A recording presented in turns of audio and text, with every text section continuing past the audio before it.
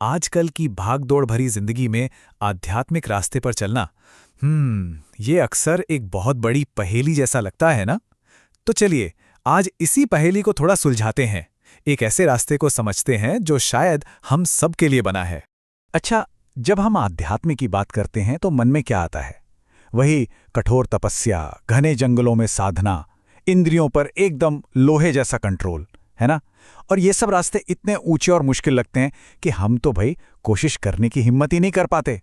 लेकिन आपको पता है, शास्त्रों में एक ऐसा कमाल का रास्ता भी बताया गया है जिसे कहते हैं भागवत धर्म। और ये कोई संकरा या मुश्किल रास्ता बिल्कुल नहीं है, बल्कि ये तो सबके लिए खुला एक एक तरह का हाईवे है। कोई भी हो, किसी भी वर्ण, आश्रम या लिंग का, सबके लिए। इसका जो सार है ना, वो बहुत ही सरल और गहरा है। मतलब ये कि हम दिन भर में जो कुछ भी करते हैं, अपने शरीर से, अपनी बातों से, अपने मन के विचारों से, यहाँ तक कि अपने स्वभाव के कारण भी जो करते हैं, बस उन सभी कामों को पूरी तरह से परम पुरुष नारायण को सौंप देना है, समर्पित कर देना है। और जानते हैं, इस रास्ते की सबसे बड़ी खूबसूरती क्या है? इसकी सेफ्टी। इसकी तुलना की गई है एक चौड़े और एकदम चिकने जीटी रोड से। जरा सोचकर देखिए, एक ऐसा खुला हाईवे जिस पर अगर कोई आंख बंद करके भी दौड़े ना, तो भी गिरने का कोई डर नहीं। कमाल है। मतलब इस रास्ते पर गिरने की कोई गुंजाइश ही नहीं है। और बस यही बात इसे बाकी सभी रास्तों से एकदम अलग बनाती है। देखिए, दूसरे रास्तों पर क्या होता है? एक छोटी सी भूल हुई और सालों की साधना जीरो हो सकती है। लेकिन यहाँ ऐसा नहीं होता। मान लीजिए किसी ने 20 बार प्रभु का नाम लिया और फिर कोई गलती हो गई, तो वो 20 नाम कहीं नहीं जाते। वो एक तरह से आपके सेफ डिपॉजिट में जमा हो गए। और जब वो साधक वापस आता है तो उसकी गिनती 21 से ही शुरू होती है, 0 से नहीं। तो ठीक है, बात तो बहुत अच्छी लग रही है, पर सवाल ये है कि इस समर्पण को अपनी रोज की जिंदगी में उतारें कैसे? इसका प्रैक्टिकल तरीका क्या है? इसका तरीका ना बहुत ही प्रैक्टिकल है। बस एक एक घंटे के स्लॉट से शुरू करना है। जैसे सुबह 7 से 8 बजे तक आपने जो भी किया, ऑफिस का काम, घर की सफाई, कुछ भी, ठीक 8 बजे मन ही मन में बस ये कहना है, हे प्रभु, इस 1 घंटे के मेरे सारे काम मैं आपको समर्पित करती हूँ, बस। और फिर यही चीज अगले घंटे के लिए दोहरानी है। और तो और, जब सुबह उठे ना, तो रात भर की अपनी नींद को भी प्रभु को अर्पित कर दीजिए। और देखिए, ये सिर्फ कोई किताबी ज्ञान नहीं है, ये एक आजमाया हुआ, परखा हुआ अभ्यास है। जैसा कि बताया गया है, ये वही शुरुआती साधना थी जिसे घर छोड़ने के बाद अपनाया गया था। तो ये इस बात का पक्का सबूत है कि ये रास्ता कितना प्रैक्टिकल और पावरफुल है।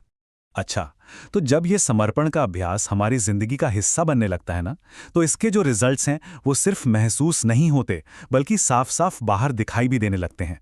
चलिए अब देखते हैं वो कौन से संकेत हैं। धीरे धीरे ना, इंसान के अंदर एक अलग ही मस्ती, एक दिव्य नशा सा छाने लगता है। और ये कोई दिखावा नहीं होता, कोई बनावटीपन नहीं होता। ये तो अंदर से आनंद की एक ऐसी लहर उठती है जो उसे पूरी तरह से भिगो देती है। और ये मस्ती, ये उसके व्यवहार में साफ झलकती है। कभी वो बिना किसी वजह के जोर जोर से हंसने लगता है, तो कभी प्रभु के प्रेम में बस आंखों से आंसू बहने लगते हैं।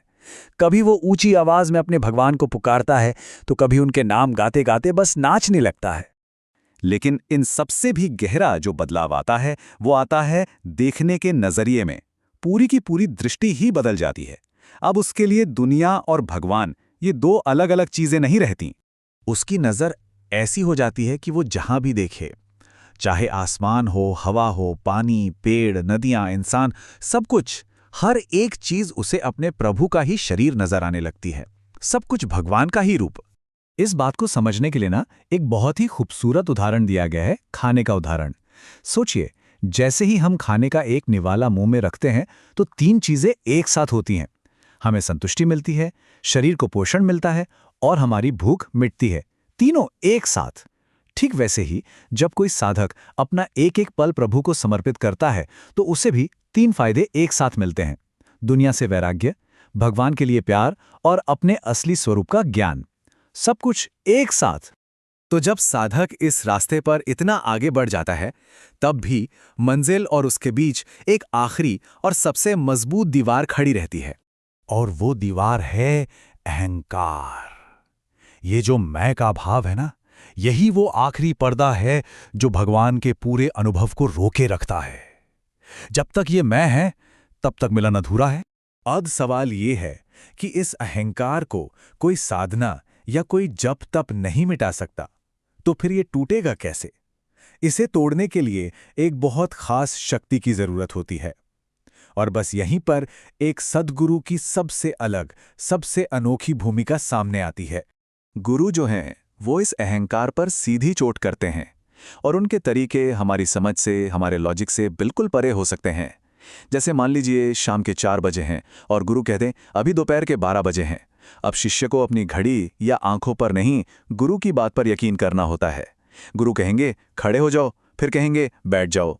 ये सब आदेश शिष्य के मैं करता हूं वाले भाव को, उसकी अपनी इच्छा को तोड़ने के लिए ही होते हैं।